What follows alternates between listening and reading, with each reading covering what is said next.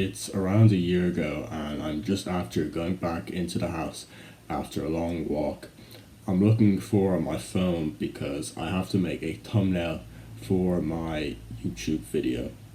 Unfortunately, I cannot find my phone anywhere, and so I start looking for it, and my suspicion comes true when I find it on my father's bedside table. I then realized that I cannot use it to make a thumbnail for my video because he has taken it for whatever reason.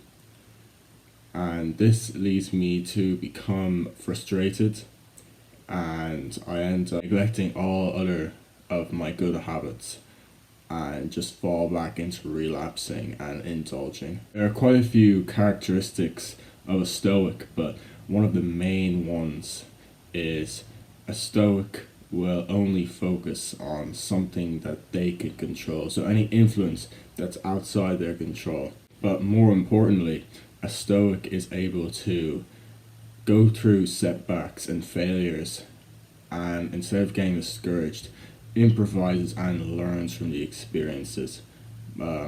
Much like when, let's say, something goes wrong in your life, let's say your parents do something, your friends do something, and your progress, or maybe you've done something yourself, and your progress has kind of, gone down a little bit.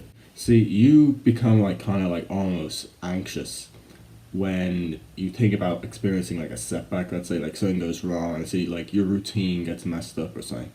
And then when you do experience that setback, let's say you can't find something or whatever, you mess something up, you become discouraged, and then you stop for whatever reason. You're thinking, okay, well, this didn't go exactly to plan, so to hell with it, what's the point? It's right now you have this mindset that everything's just gonna go completely smoothly, nothing's gonna go wrong. It's A to B kind of thing in a straight line. But that events pop up, right? You know that different events, family events, stuff with friends, your routine isn't always gonna be there. Sometimes for random example, the internet doesn't work and you can't make your thumbnail. I honestly think that being able to learn from your setbacks and improvise is one of the most important aspects of Stoicism. It's the difference between you getting ahead of your competition, or you just getting frustrated, oh, I don't even want to do it anyway, and just quitting. Your priority right now is to think of any situation that may arise to hinder your progress, and see how you can improvise accordingly. I'll give you an example. Let's say you want to get a punching bag, but you don't have enough money, or your parents don't let you, or let's say you just can't set one up, right? And you can't go to a boxing gym either because it's too far away, right? So what do? You improvise. You get a skipping rope, you start skipping, you start shadow boxing. That's just an example. So you have to look at what, everything that you're doing right now, and look at, okay, how can this be affected? Maybe the device I record my videos on gets confiscated for a week. How am I going to deal with that? If you've gone this far into the video, then here's a little treat for you.